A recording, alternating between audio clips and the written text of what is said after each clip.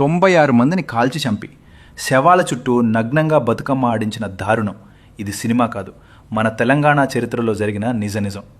సిద్దిపేట జిల్లాలో ఉన్న బైరాన్పల్లిలో జరిగింది ఈ రక్తపాతం. 1947 స్వాతంత్రం వచ్చినా మన తెలంగాణకు మాత్రం అప్పటికి రాలేదు. నిజాం ఆధీనంలోనే ఉండేది. రజాకార్ల అరాచకాలు రోజురోజుకి పెరుగుతున్నాయి. ఆ సమయంలో బైరాన్పల్లి యువత ఒక్కటై దళాలు ఏర్పాటు చేసి గ్రామాన్ని కాపాడుతూ ఉండేవారు. 1948 రజాకార్లు దూల్మిట, లింగాపూర్ గ్రామాలపై దాడులు చేస్తుంటే బైరాన్పల్లి దళాలు ఎదురు నిలబడి వాళ్లు దోచుకున్న సొమ్మును మళ్లీ ఆ గ్రామాల ప్రజలకే పంచిపెట్టారు. ఇది తెలిసిన రజాకార్లు ఈ ఊరిని నాశనం చేయాలని నిర్ణయించుకున్నారు. మొదటి దాడిలో 20 మంది రజాకార్లు అక్కడికక్కడే చనిపోయారు.